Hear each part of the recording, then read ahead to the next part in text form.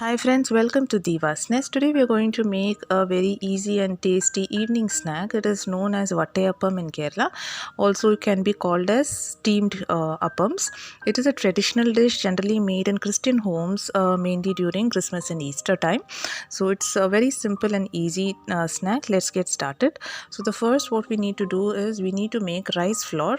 So for that here I have soaked 1 cup of rice. I have taken idli rice, so we need to wash it thoroughly and soak it for around 3 to 4 hours.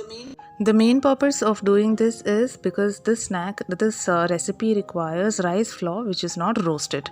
So if you are having rice flour readily available which is not roasted, then you do not have to follow these steps. You can directly start making the appams. But if you do not have the rice flour which is not roasted, then we will have to follow this step.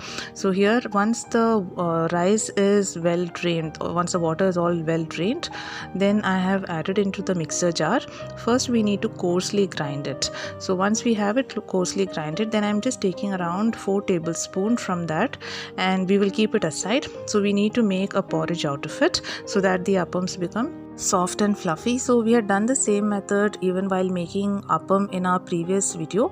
So for that we had taken rava and made the porridge. Now here we are using the rice mixture itself to make the porridge. So the remaining rice we are going to grind it as fine as possible, and once that is done we will just strain it once so that there are no lumps and we get a smooth rice flour powder.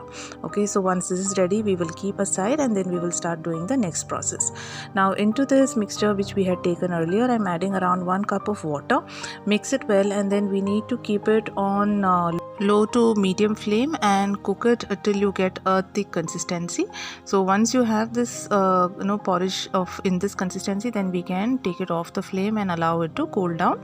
Next we will start with the next process, that is grinding coconut.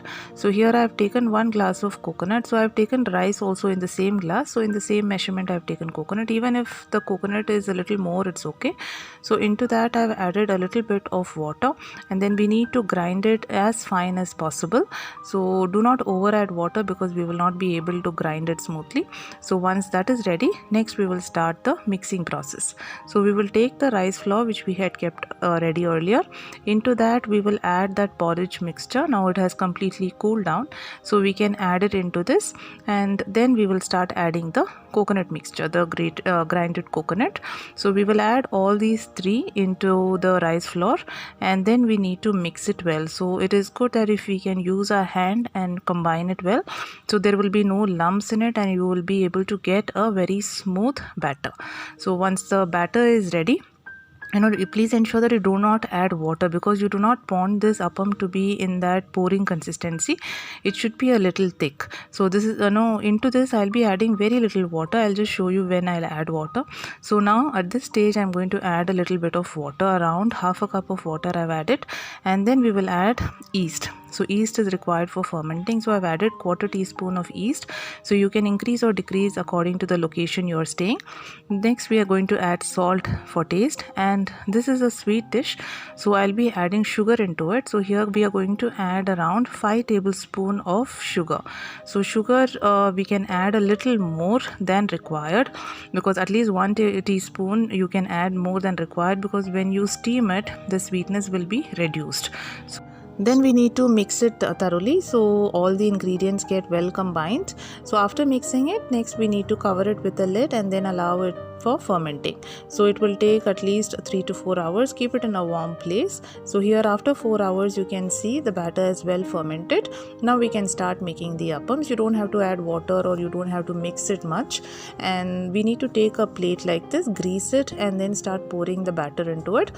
Do not fill the plate completely, fill it only 3/4, because when we place it in the steamer it will rise a little. So for decoration purpose you can just place a cherry in between or some raisins in between. So even if you place nothing, it's okay. Then once the steamer is ready, we can keep it into the steamer, cover it and allow it to cook for at least 10 to 15 minutes. So once it is cooked well, you can check and see it is not sticking to your hands. So at this stage you can take it off the flame and then allow it to completely cool down. Then we can demold it. So just like how we demold cakes, you can see here it has already started leaving from the sides of the plate. then using a knife we can just and try to remove it from the plate. It comes out easily, it comes out very easily, and it comes out clean too.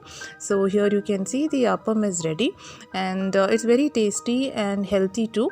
You can serve it as an evening snack for children after school as well. It is very soft and fluffy and sweet, and at the same time it's made of rice and coconut. It is very tasty. So hope you all liked it. We can cut it like this and then serve it along with tea. So hope you all liked it. Thank you so much for watching.